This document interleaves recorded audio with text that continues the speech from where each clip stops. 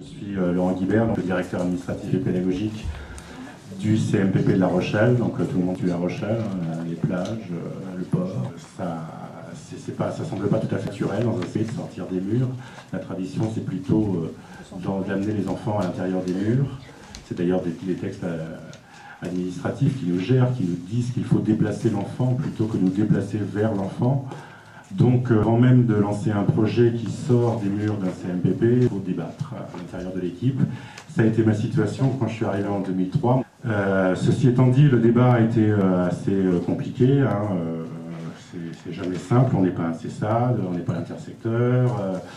Le cadre, c'est ce qui compte. Il ne faut surtout pas toucher au cadre. Enfin bref, vous connaissez probablement tous ces arguments qui font que... on n'a pas fait de l'idée de sortir de nos murs un leitmotiv et un axe de développement de notre activité, mais on a quand même obtenu un consensus en se disant si jamais un jour l'opportunité se présente et qu'on a l'occasion de faire quelque chose vers l'extérieur, pourquoi pas? On pourra sans doute essayer. Donc c'est dans cette idée-là qu'on a mené deux actions. Alors une action que je vais vous présenter qui est une action en direction d'une CLIS à 25 km de La Rochelle dans la localité de Maran. Je ne sais pas si c'est connu, Maran. Pas trop. Hein. Pourtant, il y a une poule brune très très connue, très rare, qui fait des petits œufs magnifiques. Donc, voilà. C'est la poule de Maran, renseignez-vous, c'est très très bien. Et puis une autre expérience que nous avons menée dans un lycée professionnel à La Rochelle, au lycée Romsey. Bien, alors, la première expérience avec cette CLIS, ce groupe de CLIS, d'élèves de CLIS à Maran, donc à 25 km de La Rochelle, eh bien, nous l'avons mené après avoir réfléchi sur des outils qui nous ont permis, un petit peu comme la précédente expérience, d'abord d'ouvrir des groupes thérapeutiques, enfin un groupe thérapeutique avec du matériel à La Rochelle. Donc ce matériel, c'était le développement des contenants de pensée de Bernard Douet, je ne sais pas si vous connaissez ça. Bref, donc quelque chose qui est assez... pardon? Oui, c'est assez ancien, oui, mais enfin, bon, il faut le temps que ça arrive jusqu'à nos côtes. Hein.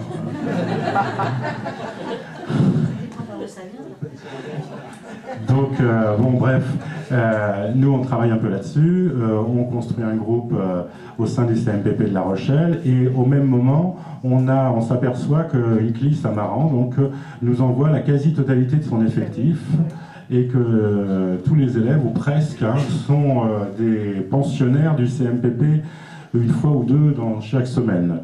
Donc voilà, on se dit il y a peut-être quelque chose là du domaine de l'opportunité. Est-ce qu'il n'y aurait pas une possibilité de travailler avec des enfants qui ont des grandes difficultés scolaires, puisqu'ils sont réputés handicapés, des troubles cognitifs importants, avec une technique qui semble pouvoir être une interface tout à fait compréhensible à la fois par les professionnels du CMPP et par les professionnels de l'éducation nationale, et pourquoi continuer à ennuyer ces enfants, à les déplacer en permanence vers notre établissement, alors pour certains en taxi, vous imaginez, à 45 minutes de rendez-vous avec 25 km, enfin 50 km aller-retour pour venir nous voir, bref, voilà, l'opportunité était là, donc ça nous a permis de mettre en place ce groupe. Alors ce groupe, ça a été... l'idée était de dire d'abord on va essayer de faire quelque chose de cadré, puisque vous vous souvenez qu'un des grands obstacles qu'on avait évoqué, c'était l'absence de cadre, ou en disant que c'était le CMPP, le cadre institutionnel qui permettait principalement de prendre en charge les enfants. Donc on a essayé de cadrer notre activité, donc on a essayé de bien y réfléchir, puisque de retrouver cette période-là en pensant qu'il ne suffisait pas d'être inscrit dans la CLIS pour participer à un groupe, une véritable indication médicale pour redonner du sens au projet qu'on allait faire.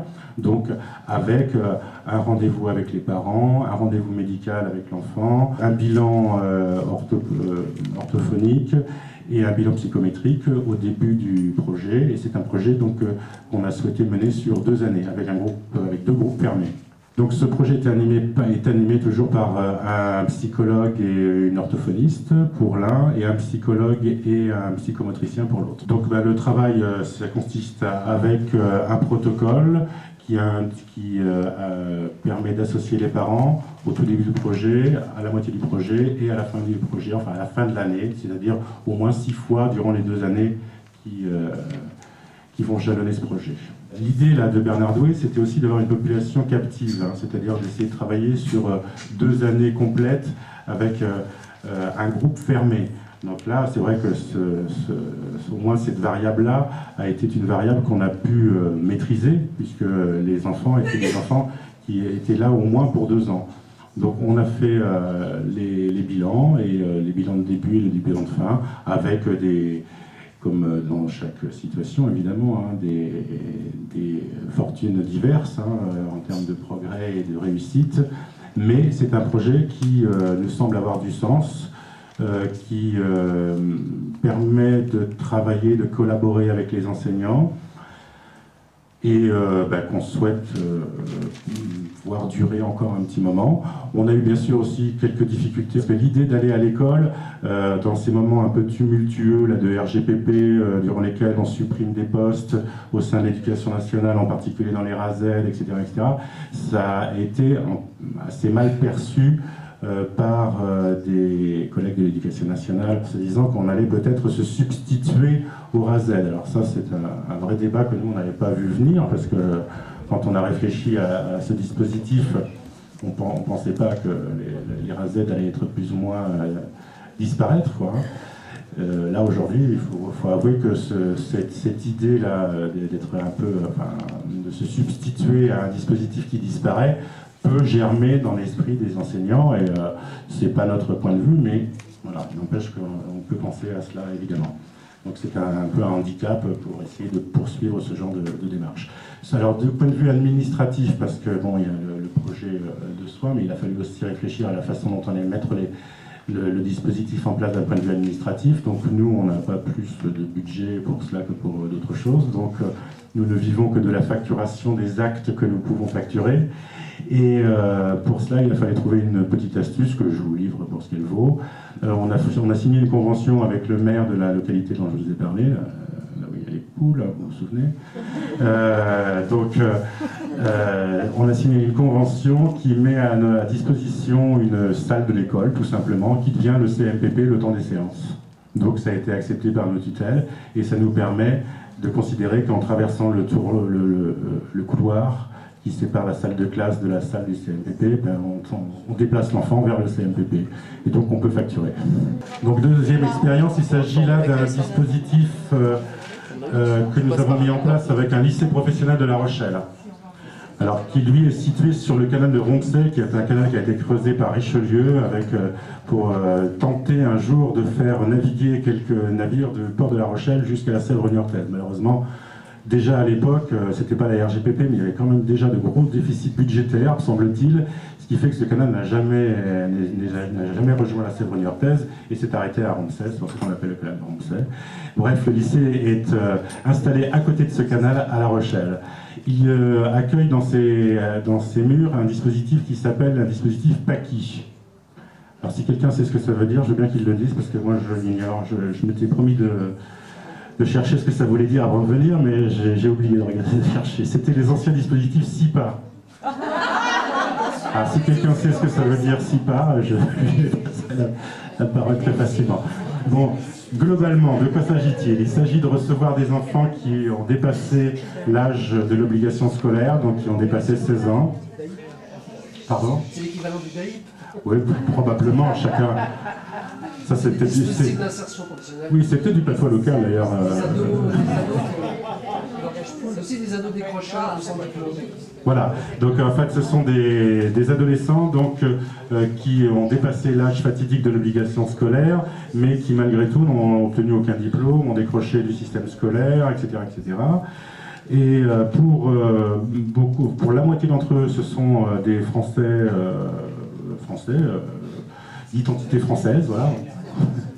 Et pour l'autre moitié, ce sont des primo-arrivants, donc des émigrés étrangers qui sont primo-arrivants sur le territoire français. Donc ce sont deux groupes assez distincts, mais nous travaillons avec les deux. Alors comment avons-nous fait connaissance avec ces jeunes? Eh bien, tout simplement parce qu'il y a 4 ans, ils avaient entrepris de construire, de bâtir une sorte de plaquette, un petit guide sur tous les dispositifs susceptibles d'aider les jeunes en difficulté au sein de l'agglomération de La Rochelle. Donc c'est comme ça qu'on les a rencontrés, parce qu'on s'est aperçu que ces jeunes étaient souvent passés en dehors des services de soins. Ils n'étaient jamais venus nous voir, donc ils ne nous connaissaient pas. Donc on s'est rencontrés à cette occasion, et à la fin de leur travail, ils avaient souhaité inviter tous les gens qu'ils avaient interviewés, etc., et avec leurs parents. Donc, je sais pas, au mois de juin, on s'est retrouvés au sein du lycée, et malheureusement, nous étions presque les seuls à être venus. Très peu de gens avaient retenu cette invitation, et j'étais venu, moi, avec 2 psychologues du CMPP qui avaient participé à la création de cette plaquette, et on avait été extrêmement surpris de l'accueil qu'on avait eu, du dialogue qu'on avait pu nouer avec ces jeunes. Leurs parents étaient là, c'était vraiment très étonnant parce qu'on a fini par s'asseoir autour d'une table, et puis la parole a été libérée à une vitesse fulgurante, c'était absolument hallucinant. Donc on s'est dit, c'est un peu curieux, quoi. Ça nous faisait, voilà, on s'est dit, il y a peut-être quelque chose à faire. Donc, deuxième opportunité. Donc, on s'est dit, voilà, que peut-on faire? Alors, dans ces dispositifs, il y a un responsable pédagogique pour chacun des groupes. Et avec ces responsables pédagogiques, on s'est interrogé pour savoir de quelle façon on allait essayer éventuellement de pérenniser une intervention auprès de ces groupes. Leur problème à eux, c'était essentiellement la difficulté de cohésion de groupe. Parce qu'ils considéraient que leur groupe là, était vraiment une accumulation d'individus plus qu'un groupe constitué. Donc leur première idée, quand ils nous ont dit « venez nous voir », c'était l'idée d'essayer d'utiliser les compétences de psychologue pour essayer de générer une dynamique groupale. Bon. Alors comment peut-on faire pour faire ce genre de choses, hein? C'est toujours un peu difficile. Donc la première idée qui nous est venue en tête, évidemment, c'était d'essayer de mettre en place des groupes de parole. Donc c'est ce qui a été fait la première année, avec un succès relatif. Un groupe a très bien fonctionné, l'autre pas du tout. Alors un groupe de parole où on ne se parle pas, c'est vrai que c'était quand même un peu difficile, un peu délicat. Ce qui fait que chacun des groupes était animé par un psychologue différent. Le psychologue qui n'avait pas réussi à animer correctement ce groupe de parole a estimé que l'année suivante il avait besoin de médiateurs. Ça n'a pas non plus très bien fonctionné, si bien qu'il a arrêté après la deuxième année. Par contre, celui avec qui ça fonctionnait, eh bien, il a relevé le challenge et il anime aujourd'hui les 2 groupes. Donc, que se passe-t-il dans ces groupes? Alors, les groupes sont différents chaque année. Ce sont des groupes ouverts, hein, donc des groupes dans lesquels on peut entrer et sortir, parce que le parcours de ces jeunes n'est pas linéaire. De temps en temps, ils peuvent trouver une solution en cours d'année, ou bien intégrer ce dispositif dans le courant de l'année. Donc c'est un groupe qui a eu la difficulté de former un groupe. Je crois que l'idée première, elle a été un peu oubliée. Donc c'est des groupes qui ont lieu de fin novembre jusqu'à début mai, à raison de 6 rendez-vous à peu près par groupe. Ce sont des groupes qui sont animés pendant 2 heures, des groupes mixtes. Donc la première approche, évidemment, ça a été une réaction un peu de méfiance, hein, de repli de la part des jeunes, en se disant qu'est-ce que c'est, psychologue, machin. Le psychologue en question se fait traiter d'homosexuel, enfin bon, il se trouvait qu'il était trop maniéré, enfin bon, etc., etc. Bon, il a eu des attaques personnelles très importantes dès le début du groupe, hein, c'était vraiment très sérieux, mais bon, il a poursuivi quand même, en commençant d'abord, comme tout groupe, en établissant des règles, hein, des règles évidemment qui ne sont pas les règles du lycée, hein, qui sont des règles qui sont définies au sein du groupe, enfin les règles classiques, hein, l'animation du groupe. Ce que je ne vous ai pas dit, c'est que les enseignants référents n'assistent pas à ce groupe-là. Ce sont des groupes qui sont essentiellement pour les enfants, pour les jeunes. Et puis, il a fallu donc cadrer tout cela, et l'idée qui est apparue, c'est d'essayer de définir des thèmes, hein, donc de commencer par débattre sur un thème commun qui servirait de support pour la discussion. Donc des tas de thèmes surgissent, Et ce qui est surtout intéressant, c'est que souvent, le psychologue en question qui anime ces groupes s'appuie sur le groupe des primo-arrivants, qui évidemment n'a pas la même problématique que le groupe des Français en difficulté, mais qui sont beaucoup plus demandeurs, avec des problématiques parfois quand même qui sont communes. Donc des thèmes qui sont apparus, ce sont des thèmes par exemple sur la trace, l'empreinte. Il y a eu tout un travail qui a été fait là-dessus. Que reste-t-il de nos traces? Que reste-t-il de notre histoire? Des discussions autour de la langue parlée. Et se sont assez rapidement aperçus que beaucoup dans un groupe avaient des ancêtres qui avaient parlé d'autres langues que le français. Donc oui, des communions comme ça qui se sont créées au fur et à mesure du dialogue, des thèmes comme aussi autour de la fête. Comment est-ce qu'on peut faire la fête?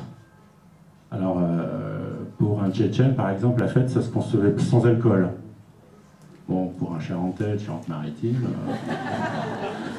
Voilà, ce que je pense, moi, c'est que quand on sort des murs, il faut faire attention évidemment à ce qu'on fait. L'idée, c'est pas d'essayer de s'échapper à tout prix et de s'évader à tout prix. L'idée, c'est d'essayer de mener des projets cohérents qui ont un sens, évidemment, enfin c'est le minimum, un sens thérapeutique, évidemment, et qui soient viables administrativement. Donc on a essayé aussi, nous aussi, on s'est un peu penché sur les dispositifs relais. Donc à La Rochelle, on appelle ça le D2R, le dispositif relais Rochelet. Et on a aussi travaillé un petit peu avec eux, de façon plus ponctuelle que vous, mais on l'a fait un petit peu. On intervient quand il y a des situations de deuil. On a des professionnels qui sont spécialistes dans la prise en charge du deuil. On a été amené à intervenir à plusieurs reprises dans les écoles. On est intervenu en particulier après la tempête Cynthia, quand il y a eu des décès de jeunes enfants à l'école de Charon et à l'école de Saint-Jean-de-Libercé. Ça fait partie des choses que l'on peut mettre en place. Et de ce moment, on essaie de travailler sur justement la pérennisation d'un dispositif de prise en charge des jeunes endeuillés ainsi que des adultes endeuillés au sein de la Charente-Maritime. Donc on cherche des budgets, on cherche des partenaires, etc. On est en train de travailler là-dessus pour essayer à nouveau de sortir un petit peu de nos murs, et avoir des actions à la fois de prévention et de soins dans des situations très particulières, ce que je vous disais tout à l'heure, lorsqu'il nous semble que l'opportunité est là.